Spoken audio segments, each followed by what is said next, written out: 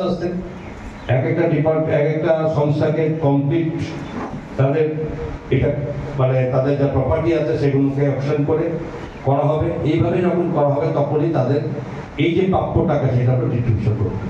Sarkar is ready, সরকার প্রস্তুত, department ready. যেটা হয়েছে সেটা শুধুমাত্র যে নিয়মটা রক্ষার মধ্যে সিদ্ধান্ত পেলে পরে আমরা সেগুলো ডিস্ট্রিবিউশন সেই পর্যায়ে তাদের কাছে করা শুরু হবে। তো যাই হোক, এগুলো তো ভাবে আমাদের ইয়েতে রয়েছে, এটা মানুষের চাহিদা রয়েছে, জিজ্ঞাসা রয়েছে।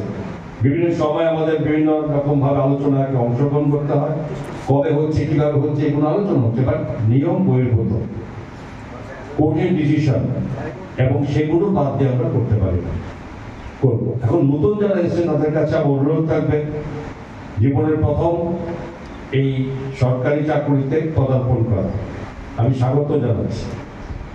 এটাও ঠিক যে এর পরবর্তী সময় ট্রেনিং এর মাধ্যমে টোটাল ডিপার্টমেন্টের কাজগুলো কি হবে সেটা নিয়ে একটা বিস্তৃত ট্রেনিং এর মাধ্যমে কাজে অংশগ্রহণ করা হবে।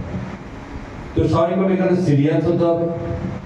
জীবনে অনেক লম্বা সময় আছে, অনেক উপরে যাওয়ার ভাবনা প্রত্যেকের মধ্যে থাকে, তবে সেটা তখনই সম্ভব হবে যদি নিজে নিজের পারফরমেন্সটা সঠিকভাবে সবাই করতে পারে।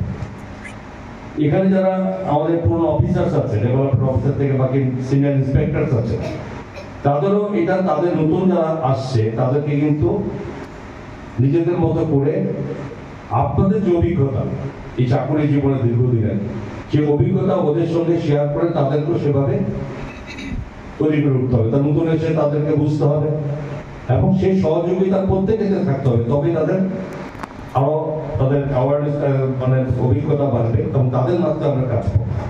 এই ডিপার্টমেন্ট যেখানে যা করেছে যতটুকু হয়েছে আমাদের আশা থাকবে যে আরো বেশি করে ডিপার্টমেন্টের এই করণের পরিধি, অ্যাক্টিভিটিস, সিনসিয়ারিটি এই সব কিছু নিয়ে কিন্তু আপনার তৈরি হন, কারণ এটার সঙ্গে রাজ্যের ডেভেলপমেন্ট বিভিন্নভাবে জড়িত।